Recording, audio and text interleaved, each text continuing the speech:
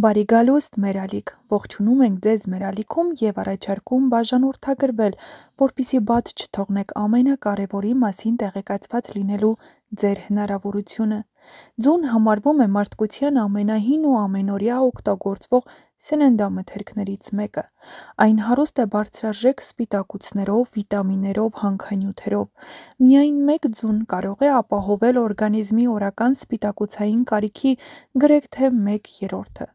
Բայց ինչպես ամեն ինչ, ձուն էլ ունի իր բայցերը։ Կան մարդիկ, որոնց համար ձվի օգտագործումը կարող է լինել ոչ միայն անօգուտ, այլև վնասակար։ Եկեք մանրամասն տեսնենք, ով պետք է խուսափի ձու ուտելուց և ինչ պատճառներով։ Ալերգիա ձվի նկատմամբ։ Սա ամենատարածված և ամենավտանգավոր հակացություններից մեկն է։ Ձվի սպիտակուցները, հատկապես օվալբումինը և օվմուկոիդը, որոշ մարդկանց օրգանիզմում առաջացնում են ուժեղ իմունային արձագանք։ Այդ մարդիկ ունեն ձվի ալերգիա, որը կարող է դրսևորվել տարբեր ձևերով՝ մաշկի քոր, կարմրություն, փքվածություն, շնչառական դժվարություն, հազ, փորացավ, սրտխառնոց, ծանր դեպքերում նույնիսկ անաֆիլակտիկ շոկ։ Ալերգիան հաճախ հանդիպում է փոքր երեխաների մոտ, բայց շատերի մոտ տարիների ընթացքում կարող է անցնել։ Սակայն մեծահասակների մոտ այն սովորաբար պահպանվում է ողջ կյանքի ընթացքում։ Բժիշկները խորհուրդ են տալիս ձվի ալերգիա ունեցողներին խստորեն խուսափել ձվից պատրաստված բոլոր ուտեստներից՝ թխվածքներից մինչև մայոնեզ, սալմոնելա և թունավորում անբավարար եփված ձվի դեպքում։ Աշխարհում ամենատարածված սննդային վարակներից մեկը սալմոնելոզն է, որի հիմնական աղբյուրներից մեկն էլ հենց ձուն է։ Եթե ձուն չի եփվել բավարար չափով, բակտերիան կարող է պահպանվել և առաջացնել թունավորում։ Դրանց ախտանշանները կարող են լինել բարձր ջերմության, փորլուծության, գլխացավի և ընդհանուր թուլության նշաններով։ Առավել վտանգավոր է սա հետևյալ մարդկանց համար՝ երեխաներ, հղի կանայք, ծերեր, թուլացած իմունային համակարգ ունեցողներ։ Այդ պատճառով այս խմբերը պետք է օգտագործեն միայն լավ եփված կամ պաստերիզացված ձու։ Սրտանոթային հիվանդություններ և խոլեստերինի բարձր մակարդակ ունեցողները պետք է խուսափեն։ Ձվի դեղնուցը պարունակում է բավականին շատ խոլեստերին՝ մոտ 200 միլիգրամ մեկ ձվի մեջ։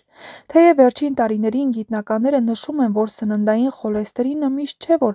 անմիջապես բարձրացնում է արյան խոլեստերինը, սակայն որոշ մարդկանց մոտ այն իրականում կարող է ազդել։ Հատկապես վտանգավոր է դա նրանց համար, ովքեր ունեն սրտի իշեմիկ հիվանդություն, բարձր խոլեստերին, աթերոսկլերոզ կամ ժառանգական լիպիդային խանգարումներ։ Այս խմբի մարդկանց բժիշկները հաճախ խորհուրդ են տալիս շաբաթական սահմանափակվել 2-ից 3 ձվով կամ օգտագործել միայն սպիտակուցային մասն առանց դեղնուկի։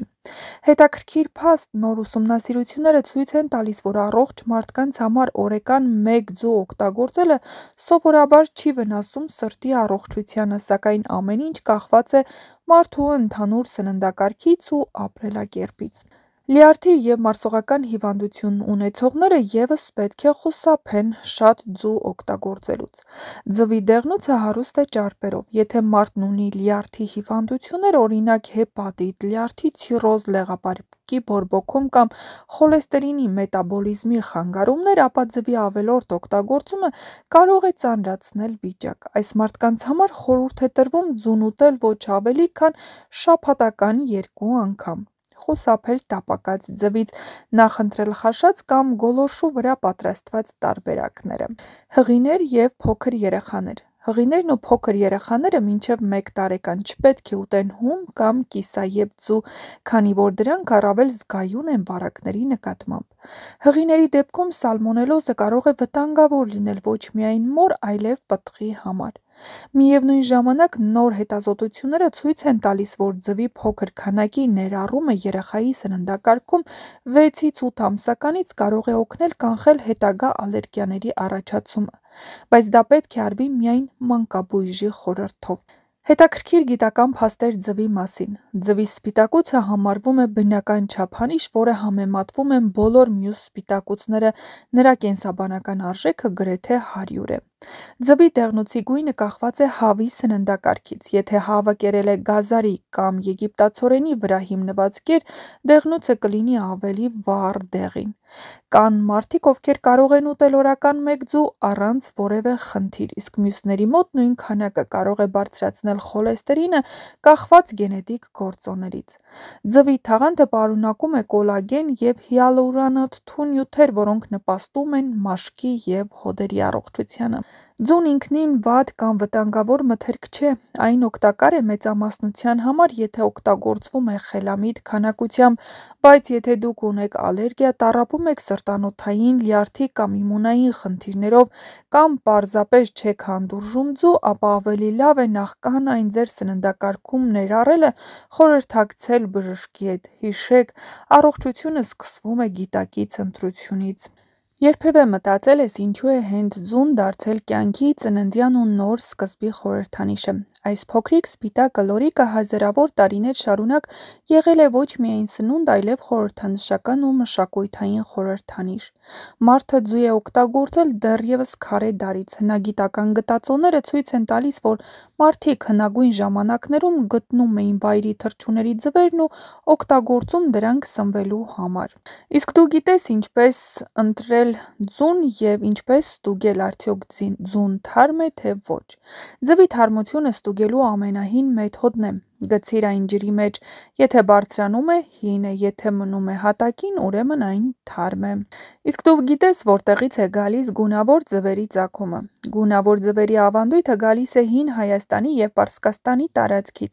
Մեր նախնիները գարնանը ձվերը ներկում էին կարմիր գույնով՝ կյանքի, արեգակի ու հաղթանակի խորհրդանշան: Հետագայում այդ սովորույթը տարածվեց քրիստոնեական աշխարհում, դառնալով զատկի հիմնական խորհրդանիշ: Կարմիր ձուն նաև խորհրդանշում էր Քրիստոսի արյունը և հարությունը: Այդ պատճառով մինչև այսօր հայերն ու շատ ազգեր զատկին միմյանց հետ ձվամարտ են անում, փորձելով տեսնել, թե ում ձուն է ամենաուժեղը: Ձուն փոքր է, բայց նրա պատմությունը հսկայական է սկսած Հին Եգիպտոսից մինչև մեր առօրյա նախաճաշը: Այն միավորում է մշակույթներ, կրոներ և սերունդներ, խորհրդանշելով կյանք, վերածնունդ ու մաքրություն: Այնպես որ եթե հաջորդ անգամ կոտրես մի ձու, հիշիր, որ քո ձեռքերի մեջ է մի փոքրիկ պատմություն, որը գալիս է հազարավոր տարիների խորքից: Ձուն պարունակում է շուրջ 13 տեսակի վիտամին ու հանքանյութ: Նրա սպիտակուցն ունի իդեալական ամինաթթվային կազմ: Ձվի սպիտակուցը բաղկացած է ավելի քան 90% ջրից և սպիտակուցից: Ձվի կեղևն ունի հազարավոր մանր անցքեր, որոնք թույլ են տալիս օդի փոխանակություն: Դրա համար էլ այն երբեք պետք չէ պահել խոնավ միջավայրում: Եվ ինչպես նշեցինք, ձվի թարմությունն անպայման ստուգել ուտելուց առաջ: